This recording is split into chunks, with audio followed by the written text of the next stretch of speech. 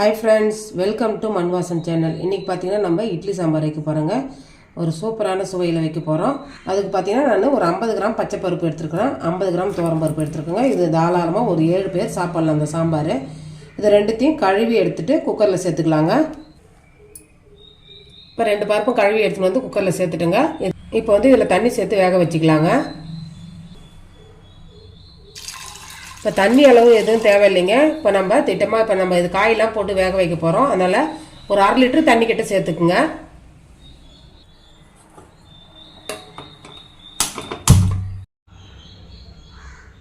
இப்போ வெங்காயம் சேர்த்துக்கலாங்க. ஒரு 50 கிராம் வெங்காயம் வந்து பெரிய வெங்காயம் எடுத்துக்கிறேன். ஒரு 10 சின்ன வெங்காயம் எடுத்துக்கிறேங்க. சின்ன வெங்காயம் வந்து ஆப்ஷனல் தான், நீங்கள் இருந்தால் சேர்த்துக்கலாம், இல்லைன்னா விட்டுடலாங்க. இதை சேர்த்துக்கலாம். கூடவே ஒரு 10 பச்சை மிளகாவை நீல வாக்கில் கட் பண்ணி சேர்த்துக்கிறேங்க. இது காரத்துக்கு தகுந்த மாதிரி சேர்த்துக்குங்க. ஒரு 100 கிராம் கத்திரிக்காவை பொடியாக நறுக்கி சேர்த்துக்கிறேங்க. தக்காளி பார்த்தீங்கன்னா ஒரு 150 கிராம் சேர்த்துக்கிறேங்க. தக்காளி வந்து கூடுதலாக சேருங்க, சாம்பாருக்கு நல்லா புளிப்பு சுவையோட சூப்பராக இருக்கும். அவ்வளோதாங்க. இது எல்லாத்தையும் சேர்த்துட்டு நம்ம விசில் போட்டுக்கலாம். ஒரு 5 விசில் வரட்டோங்க. ஏன்னா நம்ம தக்காளிலாம் சேர்த்துருக்குறவங்களே நல்லா அது வேகணும். அதனால் ஒரு 5 விசில் வரட்டும். இது அப்படியே இருக்கட்டுங்க.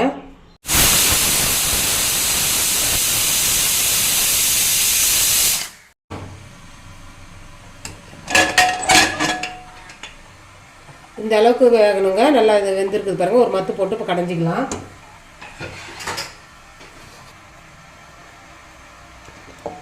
லைட்டாக அப்படி நசுக்கி விட்டாலே எல்லாம் வெந்தது இல்லைங்களா, அழகாக கடைஞ்சிடலாம்.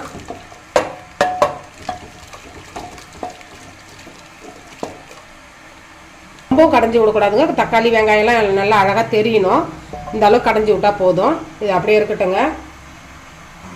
கேஸ் ஆன் பண்ணிவிட்டு ஒரு கடாயை வச்சுக்கணுங்க. கடாயை வச்சுட்டு ஒரு 3 டேபிள் ஸ்பூன் அளவுக்கு எண்ணெய் விட்டுக்குங்க.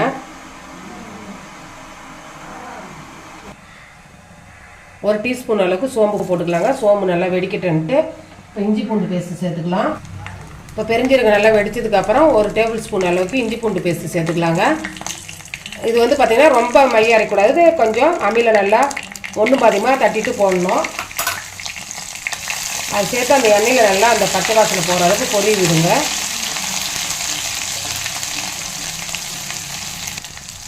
இப்போ கேஸை வந்து ஸ்லோ பண்ணிவிட்டு கொஞ்சமாக தண்ணி சேர்த்துக்கலாங்க. ஒரு 1/2 டீஸ்பூன் கார மிளகாத்தூள் சேர்த்துக்கலாங்க. தனியாத்தூள் ஒரு 2 டீஸ்பூன் அளவுக்கு சேர்த்துக்கலாம். நம்ம முன்னாடியே காரம் வந்து பச்சை மிளகாய் நிறைய சேர்த்ததுனால இதில் காரம் கம்மியாக சேர்த்துக்கணுங்க. மஞ்சத்தூள் ஒரு டீஸ்பூன் அளவுக்கு சேர்த்துக்குங்க. இப்போ சாம்பாருக்கு தேவையான உப்பு சேர்த்துக்கலாம். இப்போ கருவேப்பிலை கொஞ்சம் கிள்ளி சேர்த்துக்கலாங்க. அவ்வளோதான். இந்த மசாலாவுடைய பச்சை வாசனை போகிற அளவுக்கு நம்ம கொதிக்க விடணுங்க. அவ்வளோதாங்க. இந்த அளவுக்கு இந்த மசாலாவுடைய பச்சை வாசனை போகிற அளவுக்கு கொதிச்சிடுது. இப்போ எடுத்து நம்ம கடைஞ்சி வச்சுருக்கிற அந்த பருப்பில் சேர்த்துக்கலாங்க.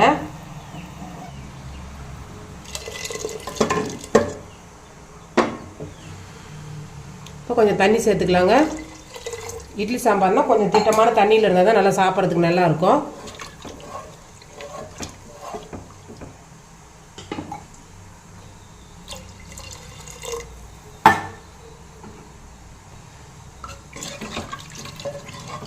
நல்லா இந்த அளவுக்கு தண்ணி இருக்கணுங்க. தக்காளி பார்த்திங்கன்னா கொஞ்சம் மையாத மாதிரியாக இருக்குது இல்லைங்களா, இது இட்லியில் போட்டு சாப்பிடும்போது நல்லாயிருக்கும். இந்த அளவுக்கு தண்ணி சேர்த்துக்குங்க. இது லைட்டாக கொதிச்சா போதுங்க. ஏன்னா மசாலாலாம் நம்ம முன்னாடியே வேக வச்சு தான் இதில் சேர்த்துருக்குறோம். லைட்டாக கொதி வந்தால் போதும்.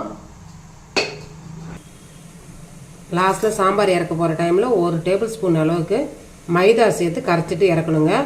என்னடா சாம்பாரில் மைதா சேர்க்குறாங்கன்னு நினச்சிக்க போகிறீங்க. மைதா சேர்த்துட்டு நீங்கள் செஞ்சு பாருங்கள், நல்லா செமையாக இருக்கும். கொஞ்சமாக தண்ணி சேர்த்து கட்டி இல்லாத கரைச்சிக்குங்க. இந்த ரோட்டு கடையெல்லாம் செய்வாங்க இல்லைங்களா, அந்த சாம்பார் தான். சாப்பிட்றதுக்கு நல்லா சூப்பராக இருக்கும். இந்த மாதிரி கொதி வர்ற டைமில் நம்ம ஊற்றி கிண்டிக்க வேண்டியதாங்க. இதை ஊற்றிட்டு ஒரு நிமிஷம் கொதிச்சா போதுங்க. அந்த சூட்லேயே வெந்துடும். இப்போ சாம்பாரை இப்போ கேஸ் ஆஃப் பண்ணிடலாங்க.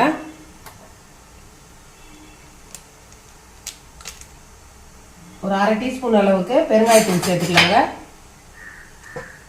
அவ்வளோதான், சேர்த்துட்டு கலக்கி விட்டுருங்க.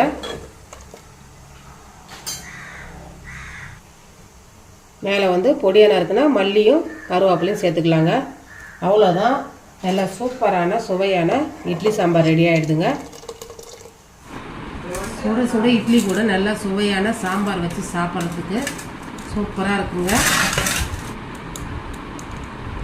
அவ்வளோதாங்க. இந்த ரெசிபி பிடிச்சிருந்துன்னா மண் வாசம் சேனலை லைக் பண்ணுங்கள், ஷேர் பண்ணுங்கள், கமெண்ட் பண்ணுங்கள், சப்ஸ்கிரைப் பண்ணுங்கள். தேங்க்யூ.